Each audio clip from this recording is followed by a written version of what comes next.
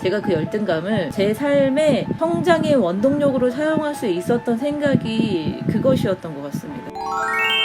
저는 열등감이 굉장히 심한 사람이었습니다. 저는 좋은 부모님 아래 자라지도 못했고 집도 잘 살지 못했고 아빠가 아들과 딸에 대한 차별이 심했고 외모도 그렇게 특별하지 않았고 공부도 그렇게 잘하지 않았습니다. 가정에서 특별히 제가 사랑받고 있다는 느낌은 받아본 적이 없었고 심지어는 엄마나 아빠는 저에게 같은 외모를 가진 여자를 누가 여자로 보겠냐, 매력이 느껴지지 않는다, 아무도 너를 좋아하지 않을 거야 라는 얘기를 하는 경우도 있었습니다. 부모에게 제대로 사랑받지 못했고 정서적인 학대를 받았고 엄마 아빠의 감정 쓰레기통 역할을 하면서 또는 엄마의 양육자 역할을 강요받으면서 학대당하면서 자랐던 사람이었습니다. 그랬기 때문에 저는 저 자신에 대한 열등감이 굉장히 강했습니다.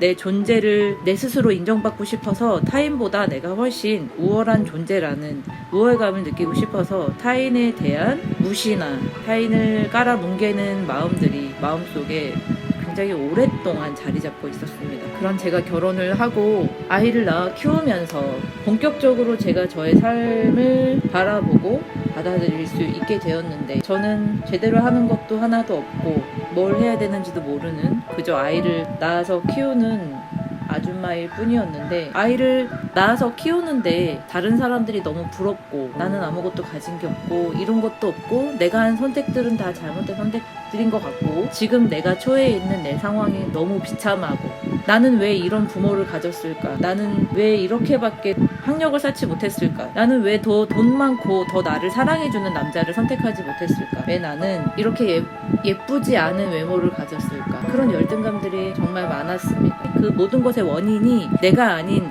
남에게 있었기 때문에 내 자신을 어떻게 성장시켜야 하는지를 몰랐었습니다. 그런데 아이를 키우면서 제가 저도 모르게 내 아이는 저처럼 키우고 싶지 않았기 때문에 어떻게 해야 될까? 도대체 내가 세상이 말하는 좋은 부모에 대한 기준은 너무너무 많은데 다 그렇게 좋은 부모가 돼야 된다고 이상적인 부모가 돼야 된다고 온 세상이 다 떠들어대는데 나는 세상이 말하는 이상적인 좋은 부모의 모습과는 너무 멀리 있는 그런 사람이었는데 저런 좋은 부모가 되고 싶은데 나는 거기까지 가기에 너무 먼 곳에 있었던 사람이었어요. 도대체 어떻게 해야 되는 거지? 도대체 어떻게 해야지 내가 이 열등감에서 벗어날 수가 있는 거지? 이 고통스러운 삶을 어떻게 해야지 고통스럽지 않게 할 수 있는 거지? 더 이상 후회하지 않을 수 있는 거지? 이런 생각들을 정말 많이 했던 것 같아요. 지금에 와서 생각하니까 제가 그 열등감을 제 삶의 성장의 원동력으로 사용할 수 있었던 생각이 그것이었던 것 같습니다. 그때는 세상 모든 것들을 바라보는 저의 시선이 너무 좁았고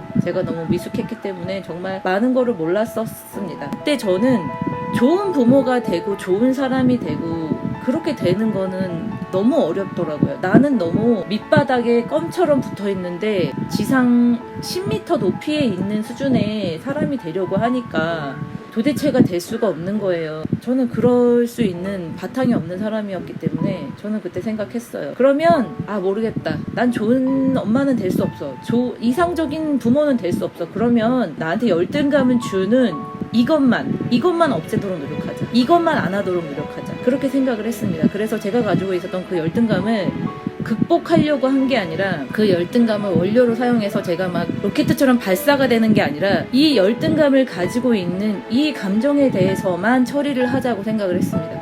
그래서 나는 좋은 부모는 될 수 없었고 그리고 내가 생각하는 지금 당장 이 수준에서 지금 당장 어제까지 내가 엉망진창인 부모였는데 하룻밤 자고 나서 내가 오늘 당장 좋은 부모는 될 수가 없고 그 간극은 너무 컸기 때문에 제가 생각했던 거는 현실을 제대로 바라보고 그래 나는 오늘까지 나쁜 부모인데 어떻게 내일 당장 내가 갑자기 이상적인 부모가 될 수 있어? 그러면 이렇게 하자. 내일은 그 나쁜 것만 안 하는 부모가 되자. 내가 가지고 있는 열등감이 남들이 돈이 많은 게 부럽고 남들이 좋은 학력을 가진 게 부럽고 남들이 좋은 남편을 가진 게 부럽고 남들이 좋은 직장에 다니는 게 부럽고 이런 게 부러우면 그 부러운 마음을 나한테 그 열등감을 주는 그 부분만 그 부분에 대한 감정만 처리하도록 노력을 하자. 그것에 대해서만 우선 그것을 없애는 것에 대해서만 내가 우선 노력을 하자. 내가 지금 다니고 있는 회사가 중소기업인데 내가 지금 당장 공기업이나 공무원 시험을 봐서 공무원이 될 수는 없어요. 대기업에 갈 수는 없어요. 지금 당장 하루아침에 모든 게 변할 수는 없어요. 내가 가지고 있는 그 간극을 인정하고,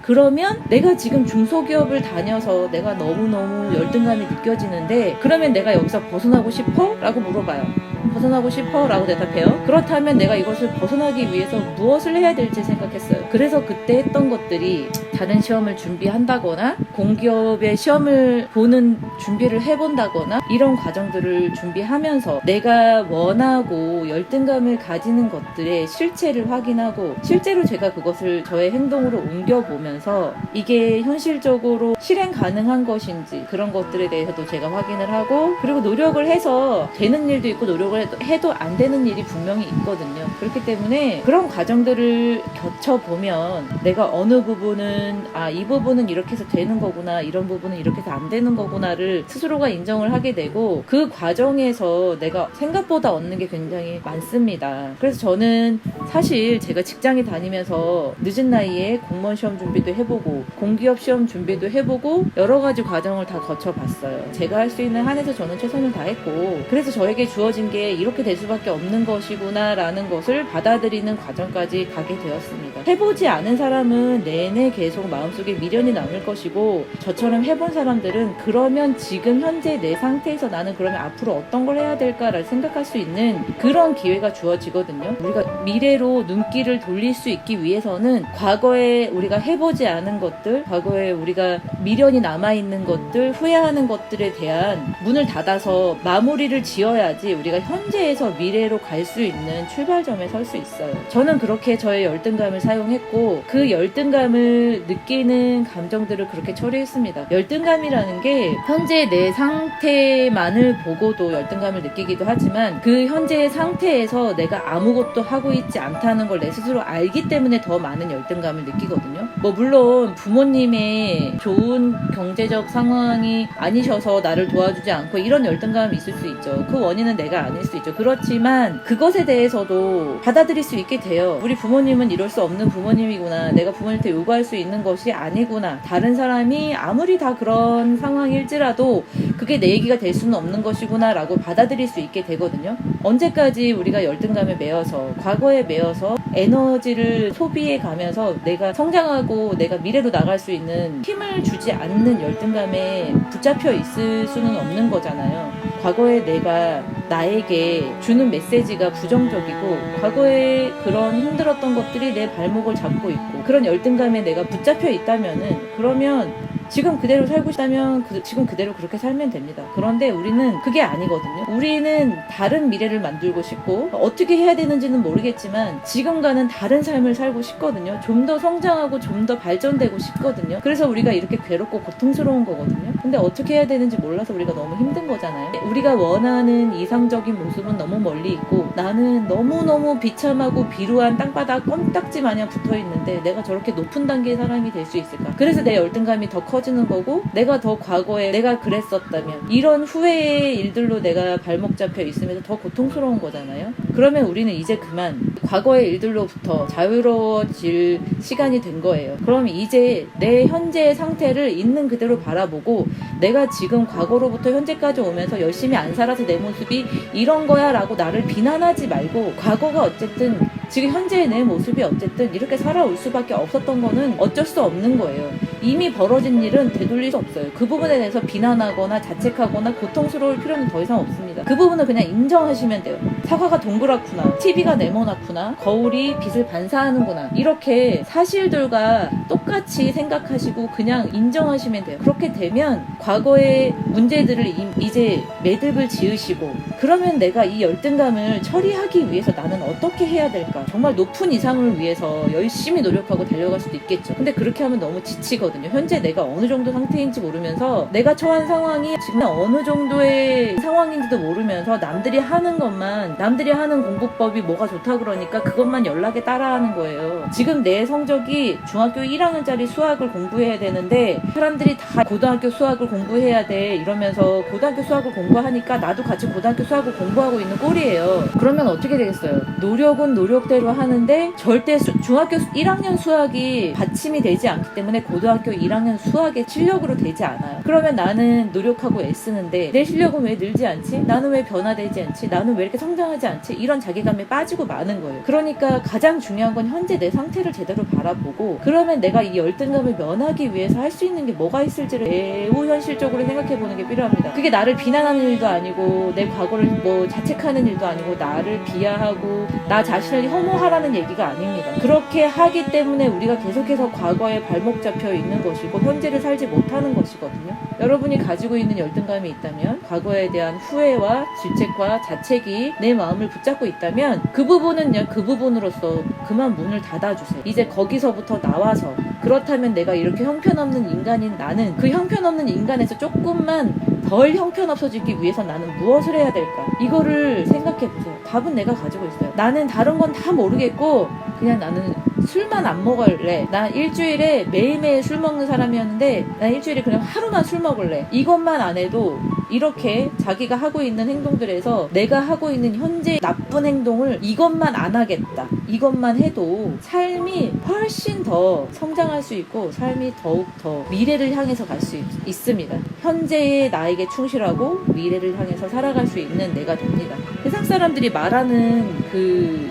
이상과 기준과 모습이 너무 좋죠. 내가 있는 현실은 시궁창인데 너무 잘 사는 거 인스타 보면은 막 무슨 외제차 타고 다니고 막 좋은 집에 살고 좋은 직장 다니고 해외로 여행 다니고 막 이러잖아요. 그게 부러운 이유가 내가 그걸 못하기 때문인데 내가 가지고 있는 가치에서 그것이 중요하지 않거나 혹은 내가 지금은 저걸 하지 못하더라도 나는 이렇게 해서 저걸 할 수 있게 될 거야 라는 생각을 한다면 그게 그냥 부러움으로 끝나지 그것 때문에 내가 열등감에 쌓이지는 않게 될 거예요. 그런데 나는 저렇게 되지 못할 것 같고 그래서 내가 과거에 어떻게 했던 것들에 대한 후회만 발목 잡혀 있다면은 그러면 여러분은 계속 지금처럼 살게 될 가능성이 너무 높아요. SNS를 하는 것을 비난하는 것도 아니고 그분들이 다 잘못했다고 얘기하는 것도 아닙니다. 그 SNS 생리가 그렇다는 걸 말씀드리는 거고요. 그러니까 다른 사람들이 보여주는 것에 현혹되고 거기에 너무 자기를 끼워 맞추고 그리고 자기를 너무 괴롭히지 마세요. 그런 일들로 자기 혐오를 하지 맙시다. 세상에 아무 사람도 나를 좋아하지 않고 심지어 내 부모도 나를 사랑하지 않는 것 같은데 나조차도 나를 사랑해주지 않는다면 내가 어떻게 좋은 사람이 되고 내가 어떻게 좋은 사람을 만나고 내가 어떻게 그렇게 꿈에 그리고 내가 원하는 행복한 연인 관계를 가지고 행복한 가정을 꾸리고 행복하게 내 아이를 낳아서 키우고 그렇게 살 수 있겠어요.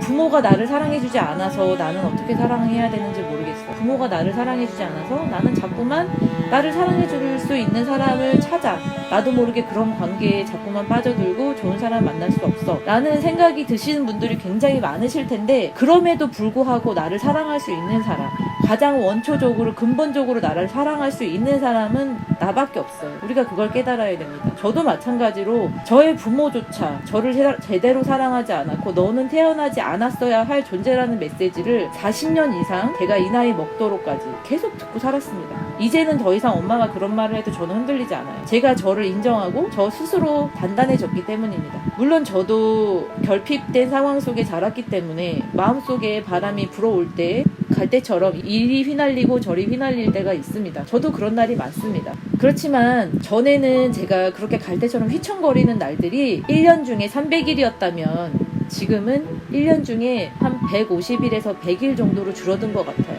이렇게 단단해 보이는 저도 역시 저의 밑바탕에서 저도 모르는 불안감이 올라오고 저도 모르는 아픔들이 저를 지배할 때가 있습니다. 저도 역시 계절의 변화나 우울증의 증상들이 올라올 때가 있습니다.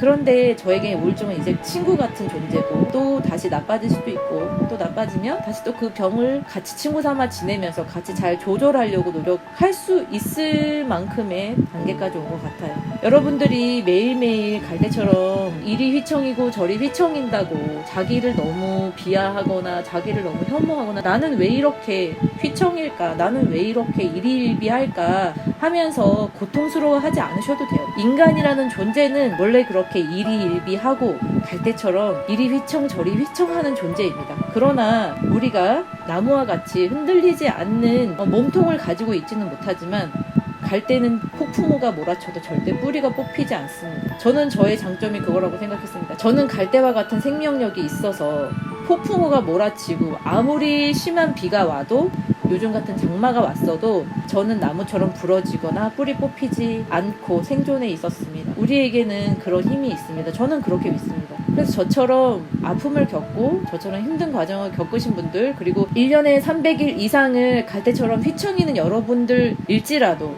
괜찮다고 말씀드려요. 왜냐면 우리에게는 강한 생명력이 있으니까, 뿌리가 뽑히지 않으니까. 자기 자신을 믿으시면 언젠가는 그 흔들리는 날이 300일이었다가 200일이었다가 100일이었다가 50일이었다가 이렇게 줄어드는 날도 오고. 그러니 여러분 너무 자신을 혐오하지 마시고 자기 자신을 사랑하는 방법을 찾아봅시다. 제가 같이 하겠습니다. 오늘 제가 드리고 싶은 말씀은 여기까지고요. 다음에 더 좋은 내용으로 돌아오겠습니다. 건강 유의하시고 잘 지내세요. 감사합니다.